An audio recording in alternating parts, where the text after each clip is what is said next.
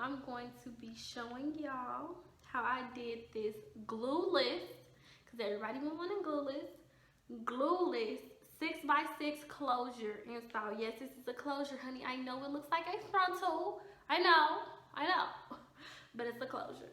It's a 6x6. They oh, who is they?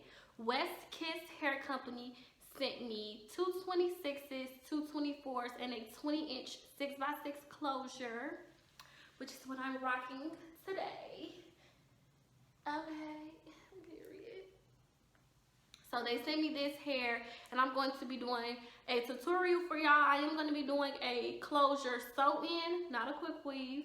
Everybody been wanting me to do a glueless closure sew-in. So I've done it on myself. I hope y'all enjoyed this video. Leave any comments, concerns, questions, suggestions for new videos in the comment section below, and I'm going to link everything that you need to know about this hair and this company in the description bar below. I'm also going to do a direct link to this hair. So I hope y'all enjoy. Let's get straight to it. I have my bleach and developer. It really doesn't matter what brand you use, but I think I have Quick Blue and Salon Care for the developer. I'm just mixing it in, and I add a little bit of developer at a time to get to the consistency that I want, which is kind of like a thick, creamy consistency. So I'm wetting the hair to make sure that none of the hair is on the top part of the lace, to make sure that the hair doesn't get bleached through that top part if it's laying the opposite direction. So I'm just going to be smoothing the bleach on here. I've done this plenty of times before. I'm just going to flip it over and cover it up and leave it for 20 minutes. After 20 minutes, I'm using this Shimmering Light shampoo. I do let it sit a few minutes before I go ahead and wash it out to make sure that it cancels out that brassy tone that the bleach leaves behind, which, if you don't know what brassy means, it means it's like orangey. So I'm going to go ahead and braid my hair down. I'm doing a basic braid pattern. I'm just braiding it down to the sides, and connecting the braid previous to it to the next braid. Basically, you can just watch. Keep in mind that I always do smaller braids on my clients, but since I can't see the back of my own head, and quite frankly I really don't care to, I just braid as best as I can. So they're pretty big in the back, but don't fret, my pet, it's gonna be a flat install.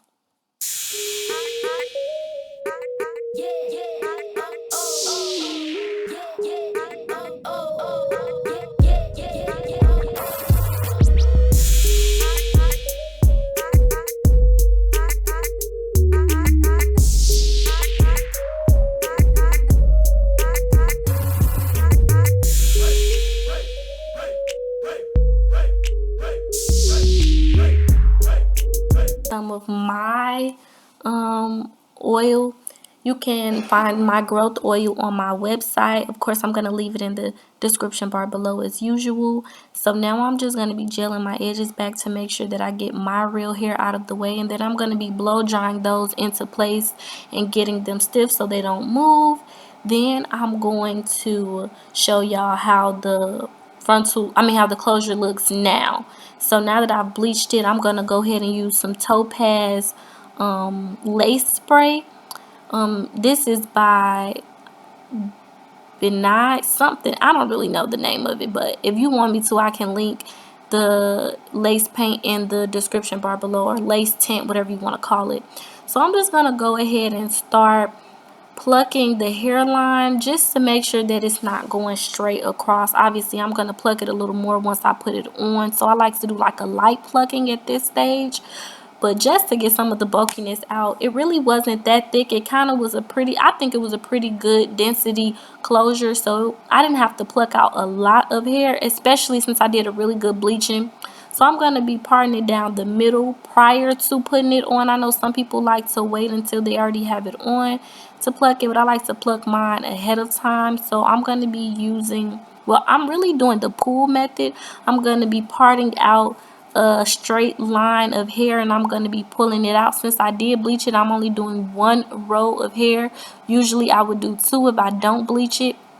But if you do 2, your part is going to look too wide because remember you bleached your knots. So anyway, now I'm going to be putting a net on my hair to protect my braids. Normally I do a stretchy net, but I was thinking that I wanted to keep this sewing in for a little bit, so I decided to do a stiff net because they last longer than the stretchy ones. So I'm just gonna be sewing that all the way around.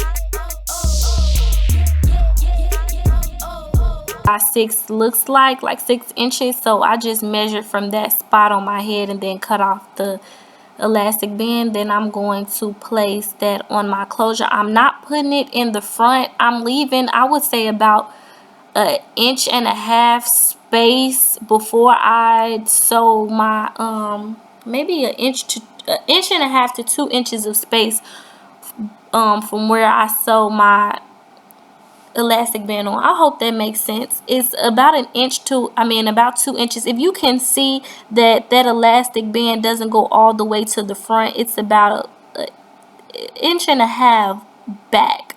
So I'm cutting off the little side tabs of extra hair on the sides, and then I'm going to begin to sew my closure in place. I like to use the elastic band because it holds my closure in place while I'm sewing so that it doesn't shift.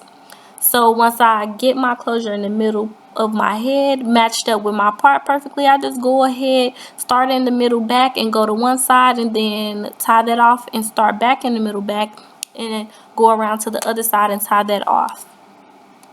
Try to keep in mind that I am going to sew the front part of the closure down, but I actually waited to the end for no particular reason. So if you are doing this, you can sew the front part down once you're done sewing the side parts of the closure.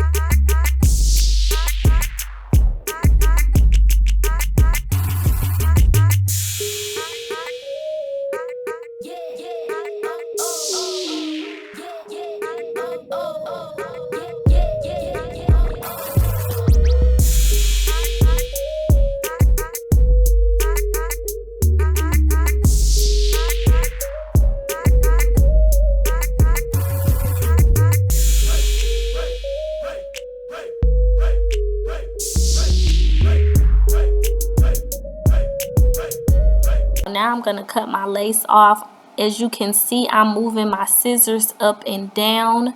I am making a jagged cut, or you can use a razor. I'm just making a jagged cut so that the lace, so that you won't really be able to see the lace, so that it will look like it's blending in with my skin instead of there being like a straight line across my forehead of lace. So now I'm going to begin with sewing in the tracks in the back. Y'all bear with me because obviously I am not able to see the back of my own head, so I am sewing it in as best as I can. But I'm starting to, well, I'm double tracking it, double wefting it because my head isn't very large, and they did send me 4 bundles, which I wanted to use, but I was only able to fit in 3. But I'm sewing that first track underneath my braid in the back, and then I'm going to be flipping it over at the end of each weft. So I'm flipping over and double knotting it, and then I'm going to go to the other side, and then I'm going to do that back and forth for my entire head.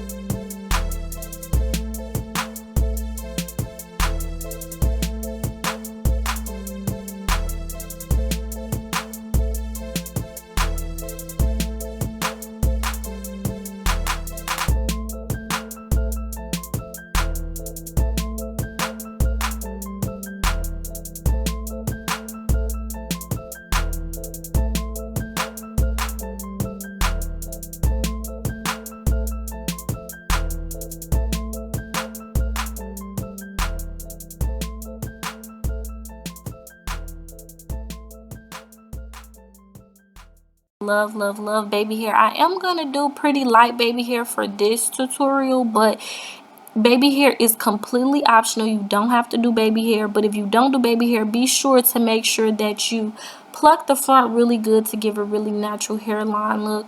But if you do decide to do baby hair, go ahead and pull out the few pieces that you want to use. And I am using some Afro G foaming mousse.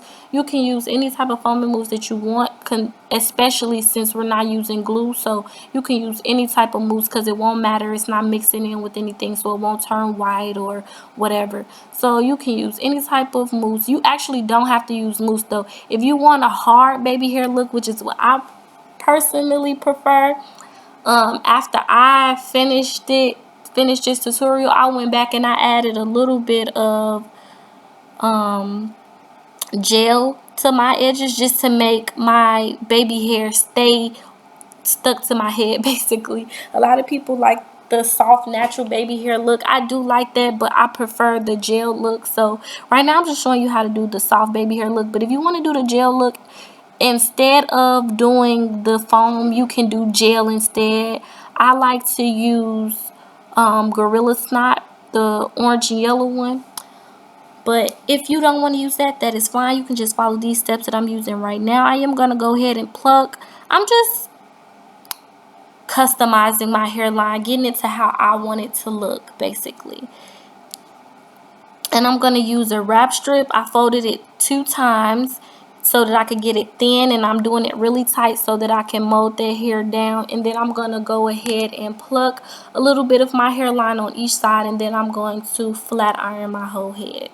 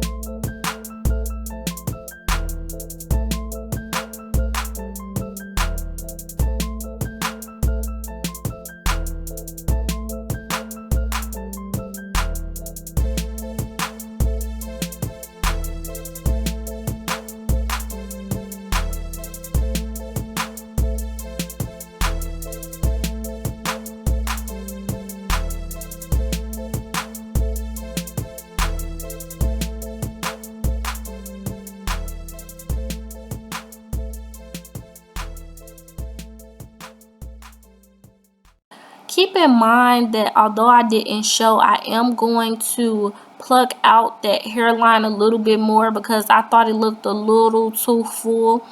But you'll see the final results at the end. This is pretty much the end result. I didn't do very much after this. I hope y'all enjoyed this tutorial. Stay tuned for new videos. Let me know what y'all think. Also, it is glueless as I mentioned before, so play yourself, okay, period. I'm just unrolling that lace from me lifting it back up and just putting my baby hair back in place. And the good thing about molding your baby hair down is once you move them, you can easily move them right back into place without having to use any products. So yes, this is a toxic free, edge damaging free hairstyle. This is pretty much the end. I did really like this hair and I really love the lace.